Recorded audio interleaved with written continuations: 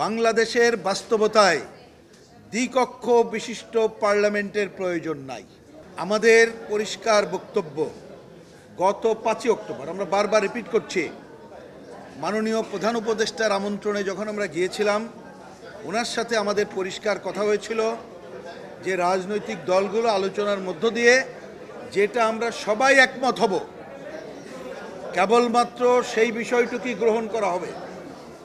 19-20 পার্থক্য থাকলে আলোচনা করে ঐক্যমত্যের চেষ্টা হবে, ঐক্যমত্য না হলে ওইটা গ্রহণ করা হবে না। তার মানে ঐক্যমত্য হবে যেটাতে সবাই একমত।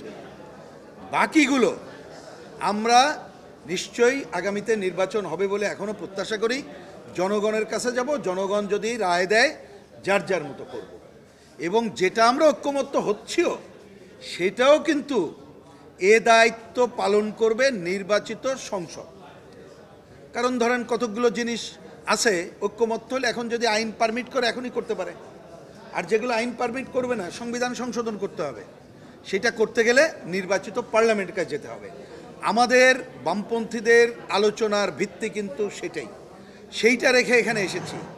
কারণ তাই না হলে যদি বলেন আমরা তো চাই মৌলিক সংস্কার, পুরো সমাজ ব্যবস্থার আমূল পরিবর্তন, তো তার সাথে তো এই সংস্কার আমাদের মিলবে না।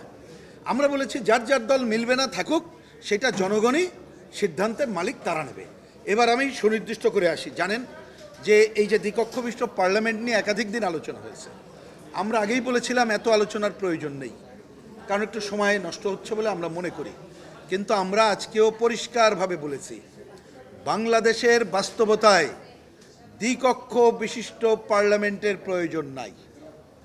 পৃথিবীর দেশগুলোতে যেখানে দেখা যায় প্রাদেশিক সরকার আছে, বিভিন্ন শ্রেণী পেশার মানুষ বেশি আছে, তাদের প্রতিনিধিত্ব দরকার, সেই সমস্ত দেশে এই ধরনের পার্লামেন্টের প্রয়োজন আমাদের দেশে দরকার নাই।